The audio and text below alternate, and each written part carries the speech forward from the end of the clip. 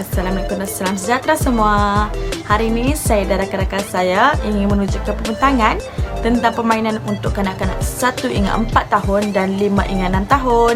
Jangan skip tau, tengok sampai habis, okey? Hari ini, saya akan memberikan sedikit pengenalan bagi permainan yang telah kumpulan kami siapkan. Kumpulan kami telah menyediakan 2 permainan, iaitu permainan sarang telur berwarna dan juga foosball.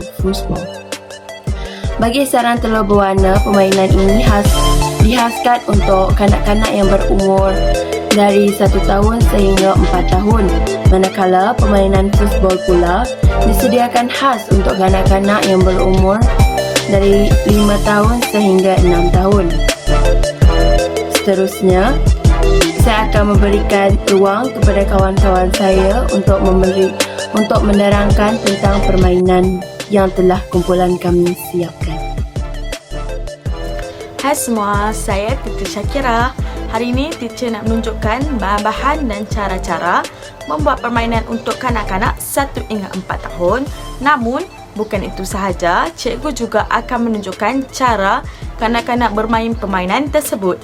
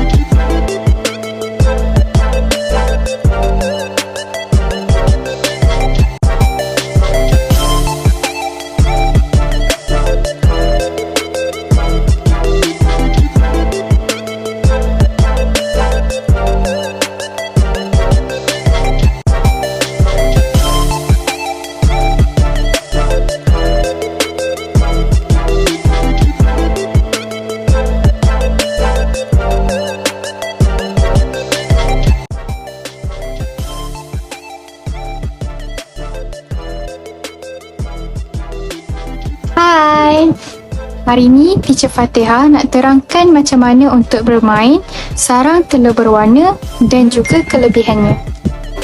Permainan pertama untuk kanak-kanak yang berumur 1 hingga 4 tahun, iaitu sarang telur berwarna. Cara bermain permainan tersebut ialah kanak-kanak perlu mengambil 1 batang aiskrim yang berwarna. Yang kedua, kanak-kanak perlu mencari padanan warna yang sama dengan batang aiskrim itu di sarang telur tersebut.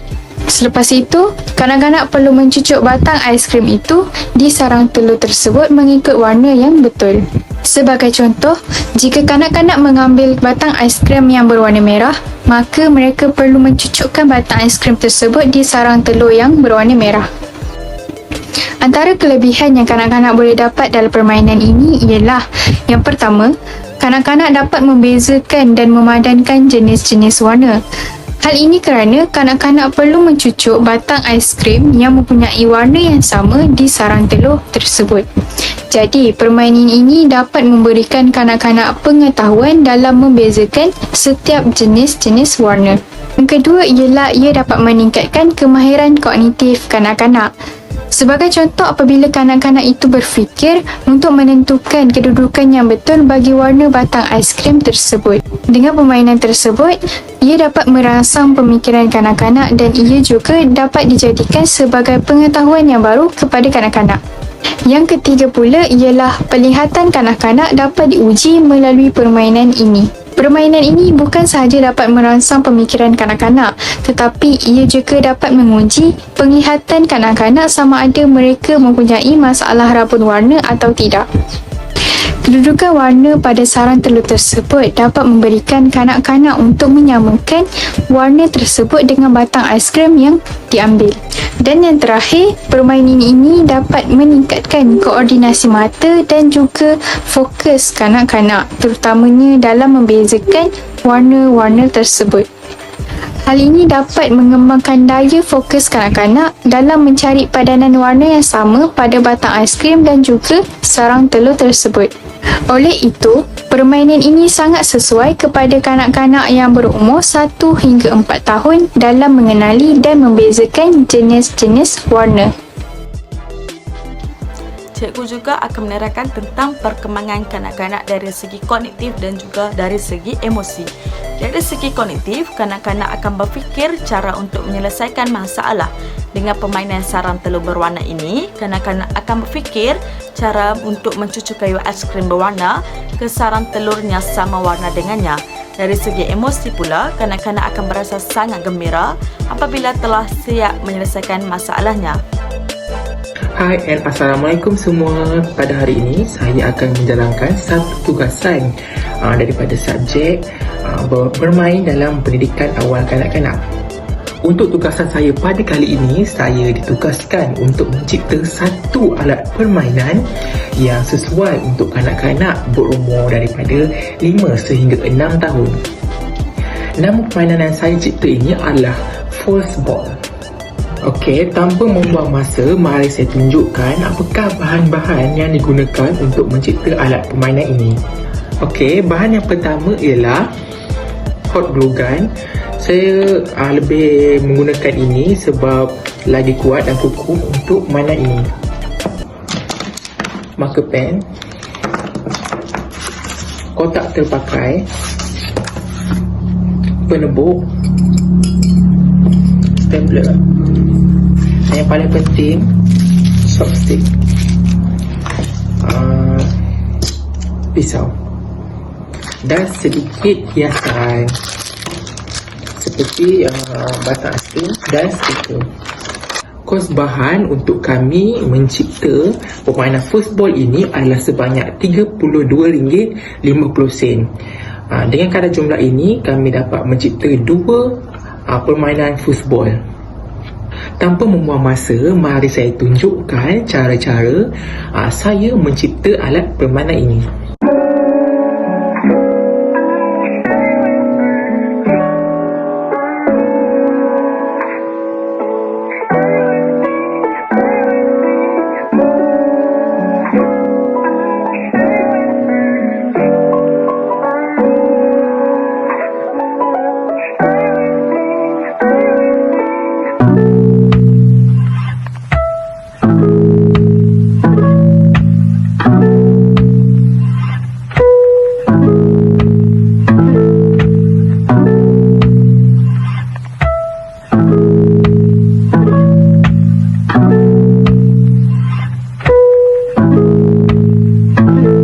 Kick.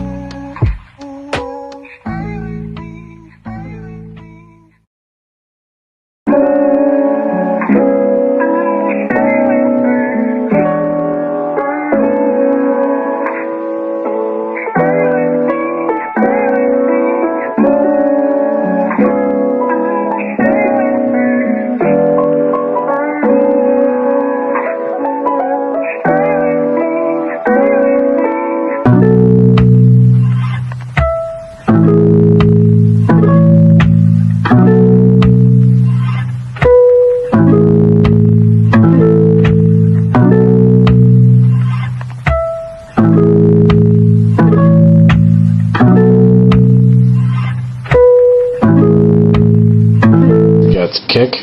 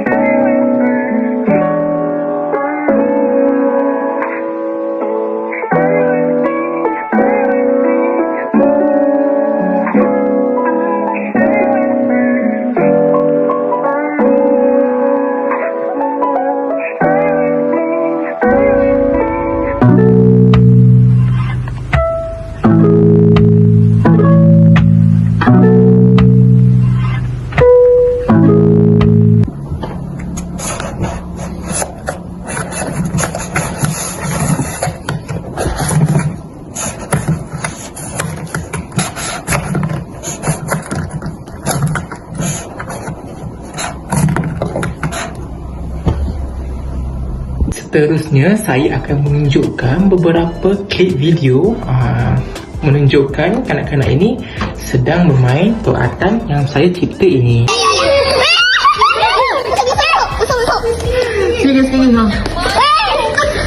Gelap lagi.